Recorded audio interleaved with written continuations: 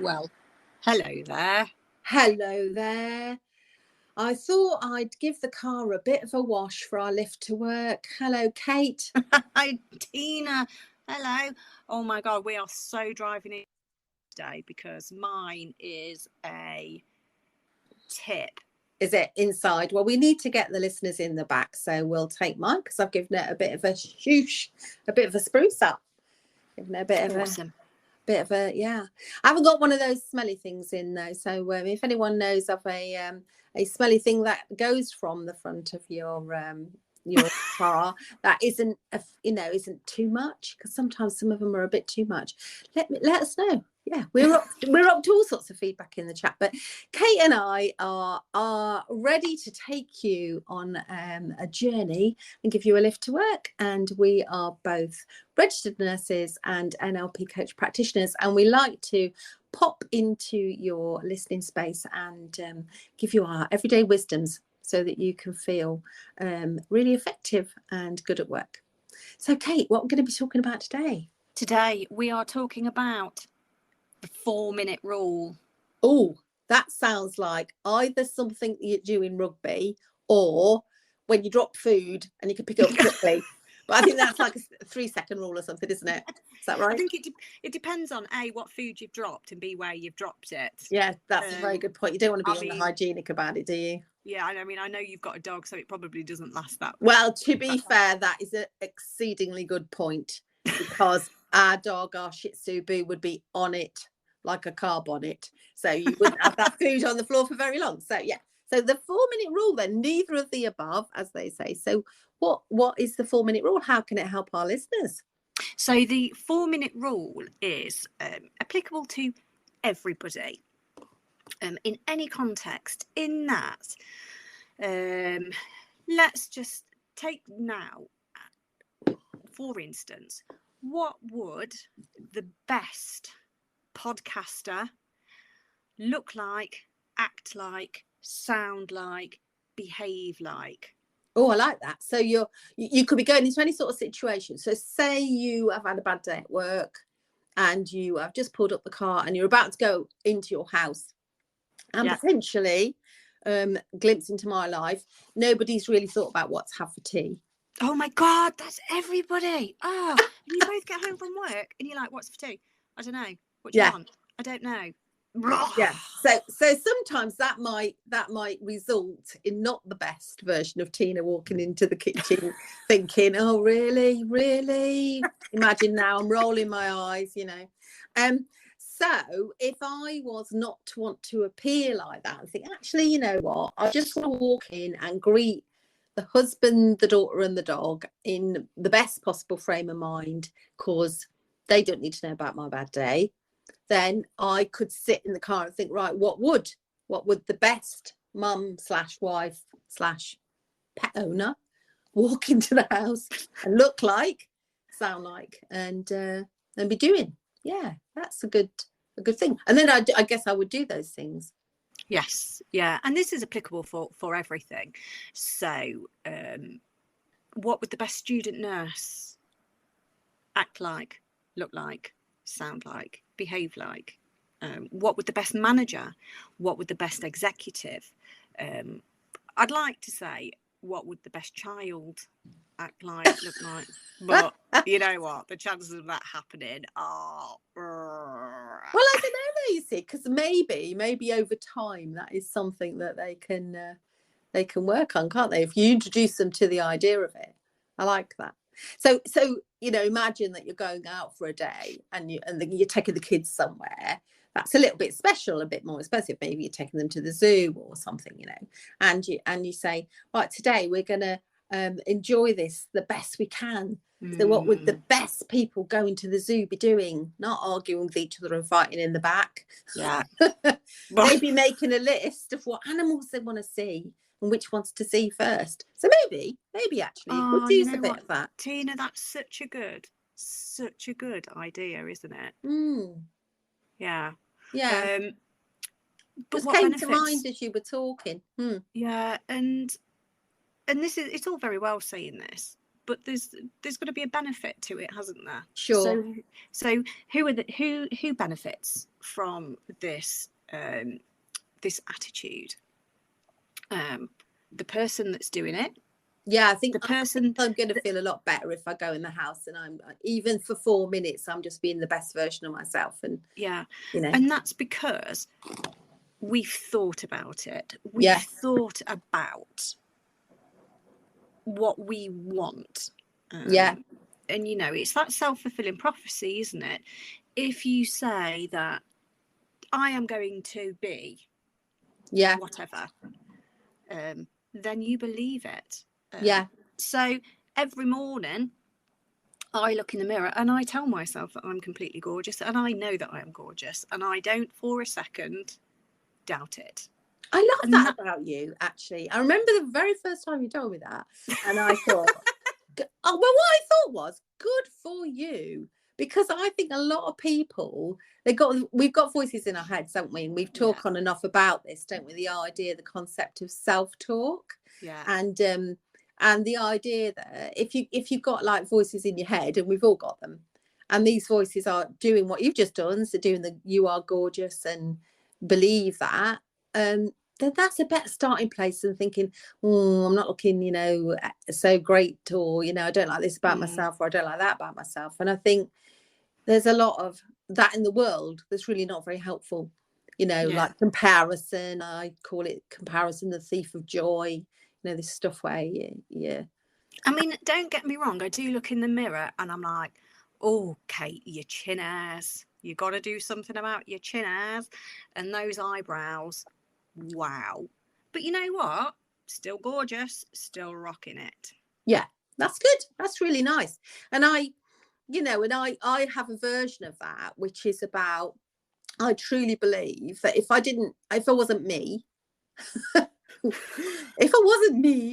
I would like to know me, and I wouldn't mind being my friend, because I'm fundamentally quite a good sort and kind, thoughtful. I'm not perfect, but I'm a woman's woman. You know, there's lots of things about me that, you know, I think, oh yeah, I wouldn't mind being friends with her. She's all right. But we've done all right through it, haven't we? Yeah, and I hold that belief really dearly, and I really believe that. And that helps me just think, you know, this is my place in the world. You know, being an all right kind of sort that I wouldn't mind being friends with.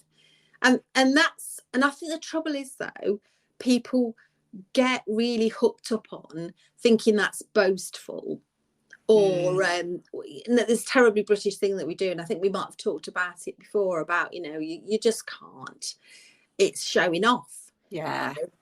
But I think it's being your own best friend. I know that phrase is used a lot, but I think it really matters. And so if I was in the car with myself and there was a moment when you wanted to like have that time of like thinking, oh, I want to be going in the house, be better, then you would almost, like, if you had a voice in your head going, oh, hang on a minute, Tina, hang on, you're all caught up in what a difficult day you've had, you're all feeling cross and annoyed, and then they're the best version of you, isn't it? And again, it goes back to being the best version of you. So when we look at it, this whole empowerment of ourselves as a boss, you know, Tina more so than I have held management positions, and you go into situations and sometimes you think, but what would the best manager do in each situation? And this is it's a very fluid thing, because, you know, as a manager, things change all the time, either from a clinical situation to a staffing problem to meetings that you have to go to. So you change your hat. It's like Mr. Ben, isn't it? It's changing your hat. And I like thinking. that, sorry, I'm thinking. You were going to say I'm thinking. I can't remember now. Oh, I've interrupted you. I'm sorry. No, that's okay. I had a visual thing of Mr. Ben, and I love that reference. That this was a character from Kate and our childhoods, isn't it? That and you can still find out about Mr. Ben. He used to go in a shop, put a different hat on, go in the changing room, and enter a completely different world. Mm-hmm. And there's a tool called 6 Thinking Hats from Edward Debono, and that's a different way of thinking. And I think in the future we could do a whole episode on how to use thinking hats in a workplace for you all, because it's a cracking tool. And I like that, because I think the pressure, say you were a ward manager or a team leader at your workplace or in charge of a few people, and you're at to go in a meeting, and you know everyone's had a tricky week, maybe they're a bit demotivated, and you somehow think you've got to be a cheerleader for this situation. But also you might be a bit nervous. You might be thinking, oh, I'm going to go in the meeting, there's going to be complaints and difficult conversations, and I'm not sure I'm going to handle it.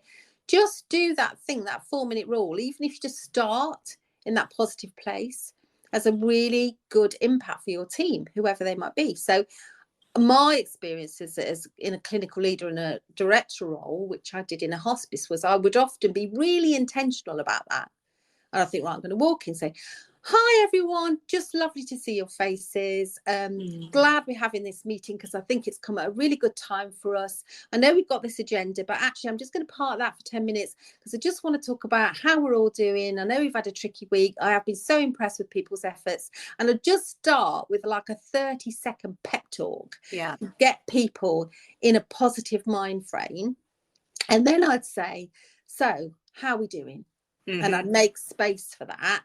But that was me being that best version of my leader, thinking a good leader would motivate, check in, bring some reality to it. This won't last forever. Or try and get some action orientation. Right, team, if that's how we feel, what might we be able to do about that? Above the line thinking, what can we do? How can we be empowered? How can we take action? What are we responsible for that we can change?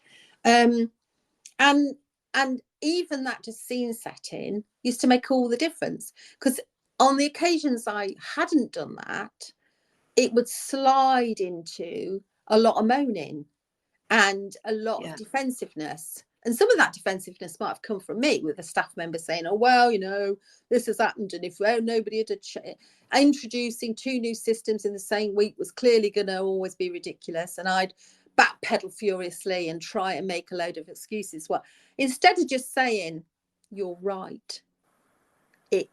I'm not necessarily agreeing with the word ridiculous, but you're right. It's not the best plan we ever had. But we are where we are. We're getting used to 2 new systems. So what can we do to make that work for us? And that was me doing a bit of 4-minute stuff in the toilet before I went in the meeting, having a little word with myself. Yeah. And it doesn't matter what role you have in life. So whilst we've been talking about work, this is applicable to everything. So let's just say today I'm awesome. I mean, I'm awesome every day, but say today, what would the most awesome person look like, act like, sound like, behave like? Why can we not do that? We can, is the answer. What would the friendliest person? So you can apply it to anything and everything. And it's interesting, Kate, because I think depending on your level of personal courage, I'm like you, I'm perfectly capable of doing that thinking that you've just described. What would the most awesome person do? And then apply that to myself. I can do that. But I remember coaching somebody once and they were like, I just can't do it. It feels arrogant and weird and I can't connect to that. And so we kind of gave it a 3rd person thing. So I said to this individual, I think when you think, what would anxiety do in this situation? You could probably tell me. Anxiety would be thinking these particular thoughts. Anxiety's heart would be pounding, you know, this is what would be happening. So what would love be doing in this situation? What would love do? And what would confidence do? And what would courage do if they were people showing up? And there's a great movie, isn't there, for kids, a cartoon movie, when there's these characters called Joy and Fear and Inside Out. Love that film. Inside Out. If you haven't got children, honestly, indulge yourself with this film, because it's a great film, a cartoon about inside somebody's head and what's going on, and how all these feelings are like jockeying for position at the controls, and what sad is doing and what joy is doing and what fear and anger and all that. So we had a conversation like that, and funnily enough, she had seen that film, so it really helped to think about it. And she said, I've got a particular friend and she's long-standing and I want the friendship to continue, and I love her on a sisterly soulmate level.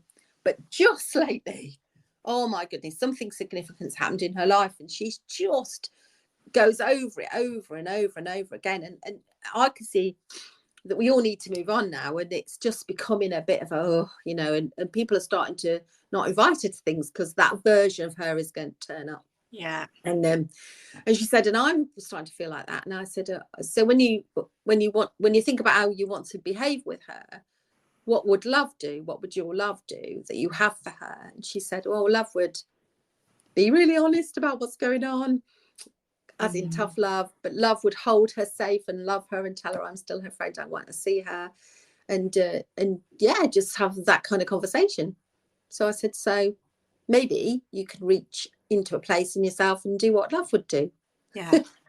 And I love what you said about those different aspects, because it's all too easy to forget those, because we concentrate on the kind of people we are or want to be, as in we put ourselves in boxes, don't we? As in, hello, I'm Kate, I'm a nurse, I'm a coach, I'm a practitioner, I'm a mom. Yeah. And we forget about our traits, our character traits. I am awesome, I am gorgeous. I sometimes lack confidence. Yeah. Believe it or not. But interesting, I bet you've got a version of that, because I know you told me this before, that there might be a lack of confidence, but you're a trier. Yes. Yeah. And that's where your 4-minute rule comes in. So what would somebody with high esteem look like, act like, sound like, and behave like? And we all know somebody, if not ourselves, who feels like they are lacking in a particular area, whatever it may be. But imagine we did this every single day. Yeah. And I know that in previous podcasts we have talked about this. You embody that person. The more you talk about it, the more you believe it, the more it becomes true. So it kind of goes with your affirmations as well. So we as coaches recommend that people do affirmations, things that they want to achieve during the day. For example, today is going to be a good day. Today I am going to be productive, etc. etc. You say it, you repeat it, it becomes part of you. I agree, and I think you can almost like pick a mix. Absolutely. Can't you? Some of those qualities. I really liked what you were saying, and I think it is a practice makes perfect thing. And also, I think, we are not perfect, so there is occasions when I've got great ideas and I might jump into conversation. This is a habit of mine. I know I've got it. I've had lots of feedback about it, both positive and negative. It's a feature of me. So when I'm at my best self, I'm a really good listener. When my thoughts are speeded up and I'm busy and I want to tell you all my good ideas, I'm probably going to interrupt. Now, sometimes that's okay because it's in the flow of the conversation. Other times that makes people feel spoken over. So I've got to be mindful of that. And on some occasions, I will have a thought, which will be, what would the best listener sound like, be thinking, be doing, behaving? What would they look like? Because I want to be a good listener in this scenario, just to remind myself that I am and can be, but I just need a little reminder that I want to be the best listener just at this moment in time. And so, like you say, it's something that we dip in and out of quite a lot, don't we, Kate? And I think I'd invite you all to experiment with it, really. Yeah. And there are times historically, and anyone that has managed me in the past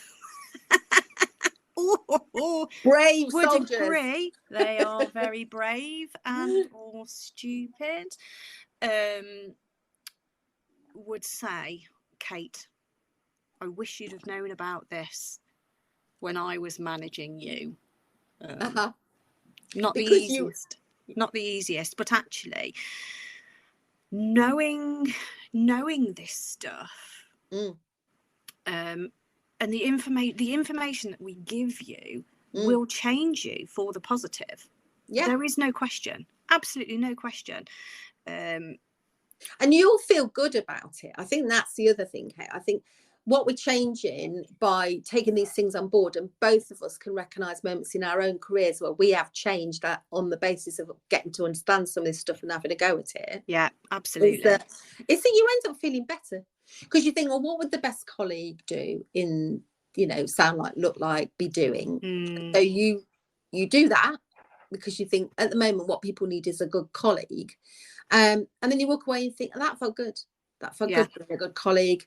And I didn't go below the line, and I didn't add to any moans and groanings. And actually, as a result of all that, probably I've left people feeling better than they did before I arrived. And that's a really good feeling. Yeah, and you can look at it from a different perspective as well, in that, let's just say you are an employee and you are looking at your line manager and thinking to yourself, what would the best manager be saying and doing and look like? Yeah. Better. And you can look at that, and especially when you're looking for promotion, you want to get to that next level in whatever your role is. This will only benefit you. So you look at your line manager and you can say, oh, actually, either they're doing a really good job or I don't even know why I'm working for them / how they've got the job. And maybe I won't do some of those things myself when I am in that situation because they don't work for me and others. Yeah. So if you're in line for an interview for a job of whatever point, take this information and then you can go into that interview. So what would the best interviewee look like, act like, sound like, and behave like? Yeah, perfect. Who would I want to take on? Who would I want to join my team? What would they be saying? What would they be doing? What would they be demonstrating? Yeah, no, I really, really like that. And I think sometimes you can even say that. So sometimes if someone, and that's a great example, if in an interview somebody said, have you ever suspended a colleague, which is one of the most difficult things I think looking back across my career, have ever found myself doing. And at the time I remember being asked, had I ever done anything that difficult? And I hadn't. And I said, well, no, I haven't. And I could have panicked at that moment in the interview and thought, oh my God, they're going to want someone who's done that stuff. But I've said, but there have been similar things. So I think what you're asking me is, what would somebody do when dealing with a difficult conversation with a colleague? And this is what I would do. And in my head, what I was thinking was, what would the best leader be doing, saying, thinking if they had to suspend a colleague? So I think that's really, really helpful.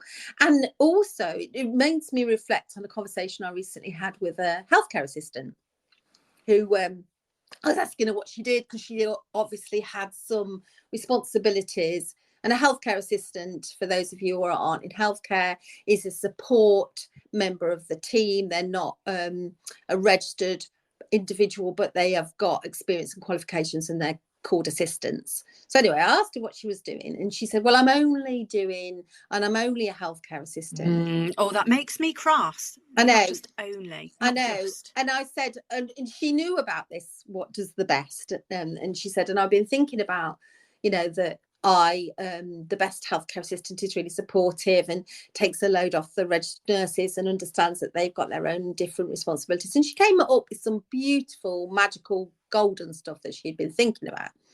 And I said, and also, I guess they are a great role model for other new healthcare assistants and or students who might work as healthcare assistants during their training. She said, oh yeah.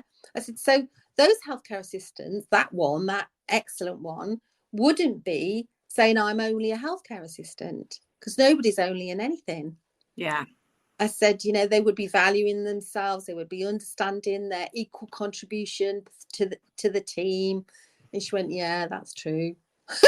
So she went away to have a little think about that.